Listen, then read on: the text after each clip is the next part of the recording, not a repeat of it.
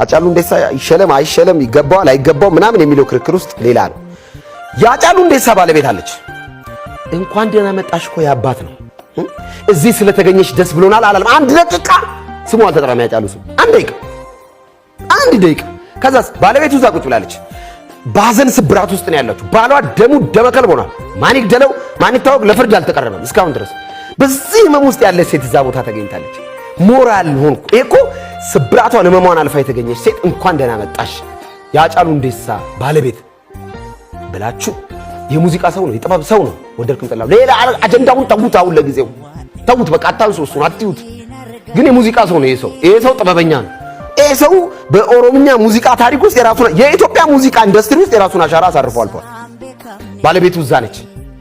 ምን ችግር አለው? መጣች አይደል? አረ ጎበዝ ነች እኮ ስብራት አልፋ ሐዘን አልፋ ጥቁሩን ለብሳ ነው የመጣችው። እንኳን ደህና መጣሽ እኛ አለንልሽ። እኛ የጥበብ ሰዎች አለን። ያጫሉ ስራ ይቀጥላል። ባጫሉ ስም በርካታ ጥሩ ነገሮች ይሰራሉ ይባላል።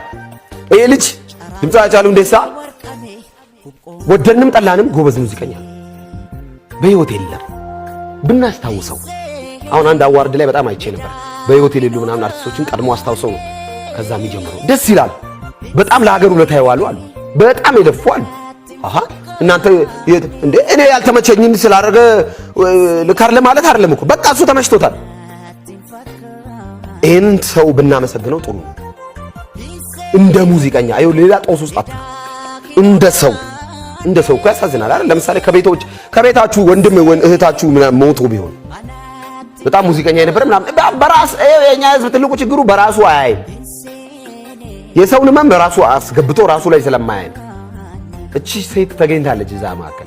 እኔ ጥንካሬውን በጣም ነው የምወደው። በዚህ አጋጣሚ የአርቲስቱን ባለቤት በጣም ያጫሉ ሁንዴሳ ባለቤት በጣም ነው የማደንቀው። ጎበዝ ደመከልብ የሆነ ባል ሐዘን ላይ ነች። ባሏ ደመከልብ ነው እገሌ ነው አልተባለም አይደል? አልታወቀም። በዛ ሐዘን ውስጥ በዛ ስብራት ውስጥ ሆና መጣች። አትሊስት ሸላሚ እንኳን ብታረጓት ምን አለ እውቅና ምንም አይጎልም እኮ ሸላሚ ብታረጓት እኮ እውቅና ብትሰጡ ይውላችሁ ወጣ ብለን ሁሉን ነገር እንውጣ በቃ አሁን የታጠራችሁ ሰዎች በሆነ አጥር ውስጥ ያላችሁ ሰዎች ውጡና ዋይዝ ሁኑ። ሽልማቶቻችሁ ሌላችሁን ቋንቋው ያካት ሽልማቱ የሌላውን ብሔርን ባህል ሂደቱን ፕሮሰሱን አሸላለሙን ምኑን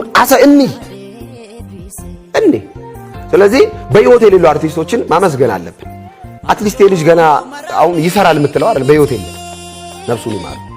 ስለዚህ አትሊስት እውቅና ብንሰጥ አትሊስት ባለቤቱ አለች ቢያንስ እዛ ጋር የሞያ አጋሮቹ ምናምን ከሱ ጋር ይመጡልሽ ምን አለበት? ምንም እኮ አይጎልም እኮ በቃ ምን ይቀራል? ምን ይጎልላል?